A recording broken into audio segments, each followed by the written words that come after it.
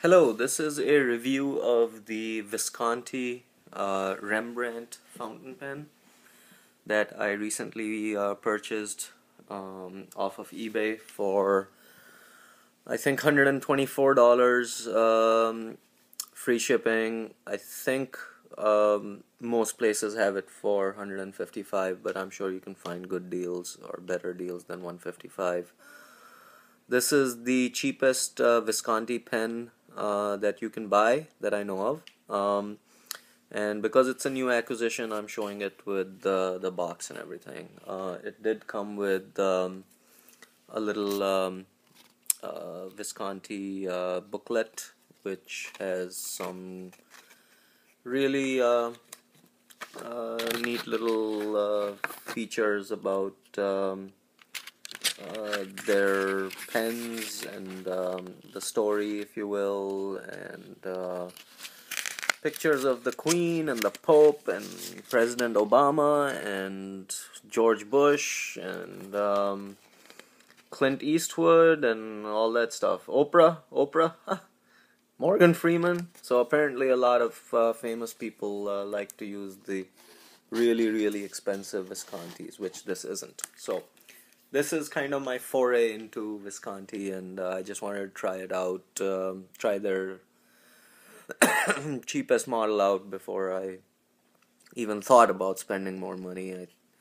I don't think I want to spend a whole lot of money on pens. I mean, I like pens, but as I've said before in another video, I like money as well. So you gotta find the balance between money and pens, and this pen is blue in color. As you can see, it came with a converter that I installed and this little cartridge that I did not install because I don't like using cartridges. I like using bottled ink. Cool little box, leatherette, whatever. This is the pen, Rembrandt, and I guess there's a band here that has Rembrandt-like fine, what do you call it, engraving on it. I'll try to show you a little bit if I can. It does say Rembrandt right there in some cursive italic writing. Very decorative. It's a little too fine for me, the decorative nature of this. Now, this is a resin body, a variegated resin body. The barrel and the cap, it's blue in color, and you can see some variegation there. And all the appointments are supposed to be palladium coated. I believe it's palladium coated stainless steel, but I'm not sure. The look of this pen is absolutely beautiful. The clip here on the cap is the convex Visconti clip. I think all their pens have similar design. You can see it says Visconti both sides. It's upside down. The cap has a little accent here, which I heard that it can be taken off. It says it has two V's kind of inverted. I don't know if you can see it properly. Let me see. And it says Visconti, and it's highly decorative. The bottom is just a chrome accent, no decoration, which I find a little odd because everything else has decoration. But this little bottom cap. Let's open it up. It's a magnetic cap, or I should say a magnetic mechanism. So the magnet actually sits right here, near the nib holder, or near the nib, and the cap just has the metal piece in it that hooks it up, if you will. Now, I've heard rumors that you can take this piece off and put like a personalized monogrammed crown here, and that the way you take it off is this magnet can pull that off, but I have not been able to do it. I don't care. I think the Visconti crown is prettier than anything I can imagine. putting there. One thing about the clip does not have any kind of a um, mechanism to kind of put it in your shirt pocket by itself. So you have to kind of hold the clip up, and it's kind of nice tension. You can just grab the clip from here and put it in your pocket like that. So just one thing people use to kind of just holding the pen like this and sliding it in their pockets, and that's not going to happen with this. Okay, magnetic cap, very nice design. I think you can see there's absolutely no sharp features here.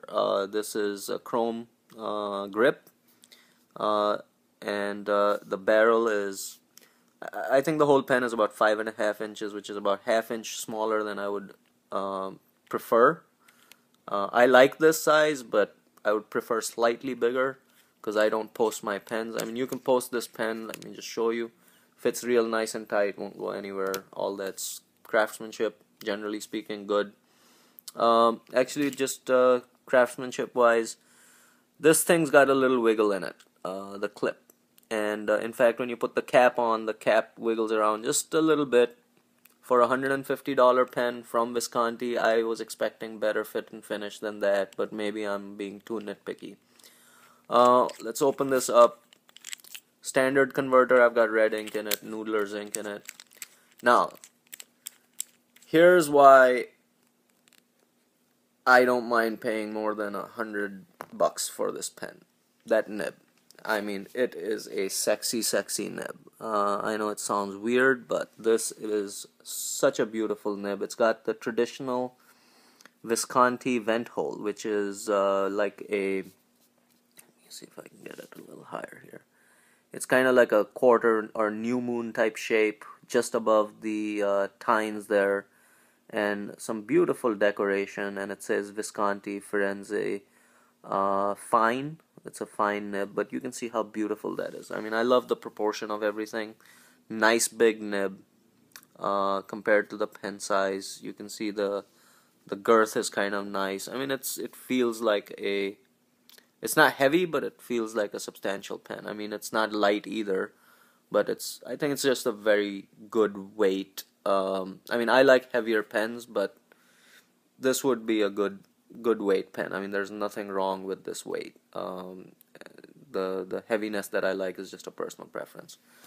And writing wise, it is absolutely fantastic. I have Noodler's Nikita red ink in it, and I think the ink is a little too thin, but you know, it's just a very, very smooth writer. I mean, when I got it, I put some Pelican blue in it, and it was just delicious to write with. And I almost went out and bought a $600 Visconti because this was just so smooth, and I just love this nib. It's just very beautiful. I just wish for $150